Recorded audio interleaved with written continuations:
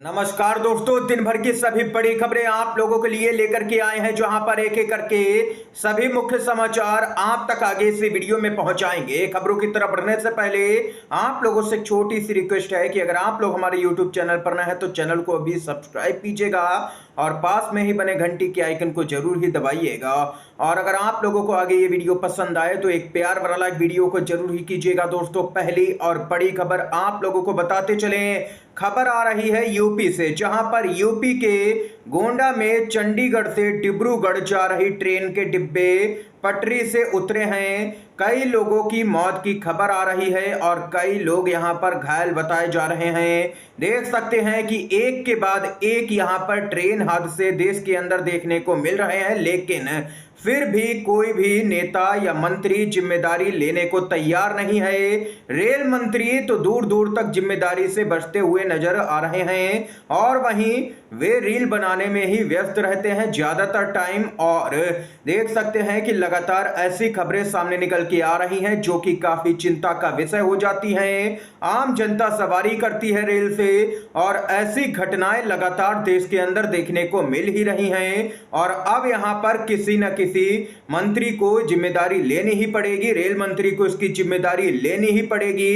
अश्विनी वैष्णव social media पर troll किए जा रहे हैं, उनके इस्तीफे की मांग तक होने लगी है। दोस्तों, ये खबर सामने निकल के आई है, आप लोगों की क्या कुछ राय है इस खबर को लेकर के बताइएगा। इसके साथ ही एक और अपडेट आ रही है, बताते चलें।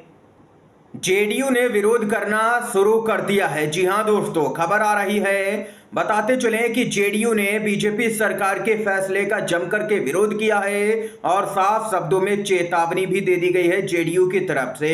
खबर ही कुछ ऐसी है, कांवड़ यात्रा में नाम वाले आदेश पर जेडीयू भड़क गई है भाजपा पर। यूपी के दूसरे जिलों में लागू ना हो आदेश, ये यहां पर कहना है जेडीयू के नेता केसी त्यागी का। देख सकते हैं कि कांवड़ यात्रा में नाम बताइए, ऐसा आदेश यहां पर यूपी सरकार की तरफ से जारी किया गया, जिस पर अब अखिलेश यादव से लेकर के तमाम विपक्षी नेता भड़के हैं और अब तो बीजेपी की सहयोगी जेडीयू भी भड़क चुकी है। देख सकते हैं ये अपडेट सामने निकल के आई है, जेडीयू के नेता केसी त्यागी ने साफ शब्दों में चेतावनी दे दी है और कह दिया है कि कहीं और पर ऐसा आदेश लागू नहीं होना चाहिए। इसके साथ ही दोस्तों आप लोगों को बताते चलें कि आईपी सिंह समाजवादी पार्टी के नेता हैं, ट्वीट किया, बोले बीजेपी का अंत करीब आ गया है। और उन्होंने एक खबर का हवाला दिया है जिसमें दावा किया गया है कि यूपी में विधायकों के बाद में अब सांसद भी बागी हो चुके हैं।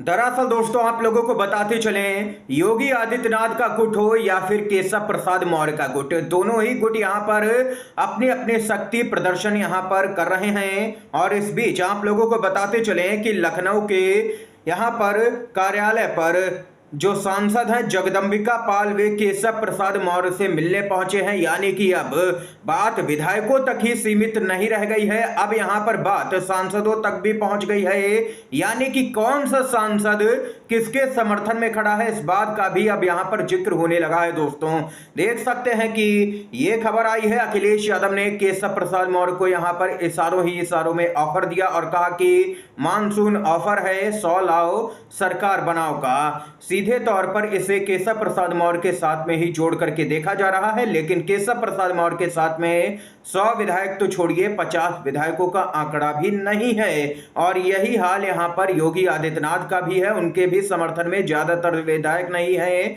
यानी कि विधायक यहां पर किसी अन्य नेता को चाहते हैं सीएम के तौर पर।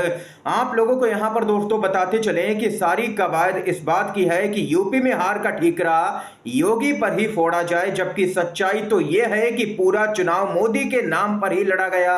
हर जगह पर मोदी का चेहरा था, मोदी की बात थी, मोदी की ही गारंटी थी। इस बात को योगी के मत्थे मढ़ने की लगातार कोशिश हो रही है, हालांकि ये हो नहीं पा रहा है।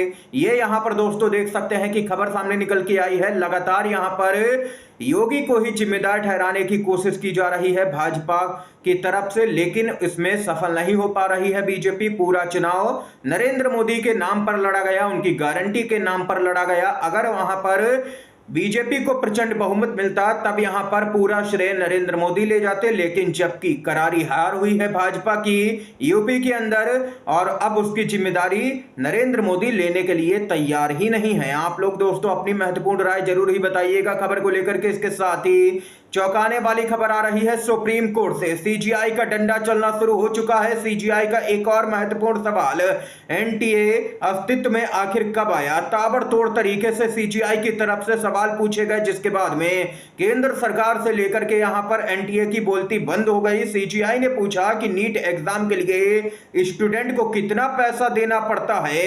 यह एक बहुत ही महत्वपूर्ण सवाल है सीजीआई की तरफ से।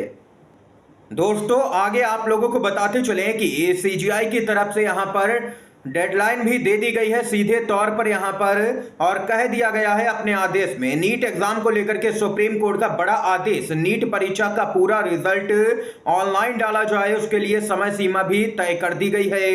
एग्जाम सेंटर की भी डिटेल दी जाए और शनिवार दोपहर 12 बजे तक डाली जाए यह जानकारी वेबसाइट पर। सीजीआई ने साफ शब्दों में दो टूक कह दिया है एनटीए से, यानी कि दोस्तों अब आने वाले समय में एक बड़ा एक्शन भी देखने को मिल सकता है इस पूरे मामले में। ऐसा ही आदेश सीजीआई ने इलेक्टोरल बॉन्ड घोटाले के मामले में दिया था और एसबीआई से सारी डिटेल मांगी थी, और वैसे ही यहां पर टाइमलाइन दे दी गई है एनटीए को भी कि जल्द से जल्द जो भी डिटेल मांगी गई है उनको उपलब्ध करवाया जाए। और इतना ही नहीं दोस्तों, परीक्षा रद्द करने का सही तर्क दें अभ्यर्थी। नीट मामले में सुप्रीम कोर्ट की अहम टिप्पणी ये भी सामने निकल के आई है। छात्रों को फैसले का इंतजार है कि सुप्रीम कोर्ट आखिर फैसला क्या सुनाता है। 3 जजों की बेंच इस मामले पर कर रही है दोस्तों सुनवाई। इस बीच महाराष्ट्र से खबर आ रही है, महाराष्ट्र में बड़ा खेल हो चुका है। अजीत पवार के 25 से भी ज्यादा नेताओं ने एक साथ पार्टी छोड़ी है। शरद पवार की एनसीपी में शामिल हुए हैं ये दिग्गज नेता। दोस्तों खबर सामने निकल के आ रही है, बताते चले आप लोगों को। यहां पर नवीन पटनायक और जगन मोहन रेड्डी राज्यसभा में भाजपा की मुश्किलें बढ़ाते हुए नजर आ सकते हैं। बजट सत्र शुरू हो रहा है और इस बीच खबर सामने निकल के आ चुकी है कि ये पार्टियां यहां पर कांग्रेस पार्टी के समर्थन में खड़ी नजर आ सकती हैं। लोकसभा के चुनाव में 242 सीटें जीतने वाली बीजेपी भले ही नीतीश कुमार, चंद्रबाबू नायडू और चिराग पासवान जैसे सहयोगियों की बदौलत बहुमत के आंकड़े के पार है, लेकिन राज्यसभा में बीजेपी को बहुमत नहीं है। एनडीए के साथ भी बीजेपी बहुमत के आंकड़े से इतनी दूर है कि 22 जुलाई से शुरू हो रहे मानसून सेशन में बीजेपी को अपने मन का एक भी बिल पास करवाने में खासी मशक्कत करनी पड़ेगी। इसकी वजह सिर्फ और सिर्फ लोकसभा का चुनाव है, जहां बीजेपी ने अपने उन नेताओं को दुश्मन बना लिया है जो कभी मुसीबत के वक्त राज्यसभा में उनका साथ दिया करते थे, जिनकी बदौलत बीजेपी बहुमत के आंकड़े से दूर रहने के बावजूद अपनी मर्जी के बिल पास करवा लेती थी। लेकिन अब यहां पर एक एक बिल पास करवाने के लिए मशक्कत करनी पड़ेगी भाजपा को, क्योंकि उसके पास में राज्यसभा के अंदर बहुमत का आंकड़ा ही मौजूद नहीं है। ये यहां पर दोस्तों इस समय की आज की तमाम बेहद बड़ी खबरें थी जो हमने आप तक पहुंचाई है। वीडियो अगर पसंद आया हो तो लाइक कीजिएगा, ज्यादा से ज्यादा शेयर कीजिएगा इन खबरों को। आप सभी का बहुत बहुत धन्यवाद।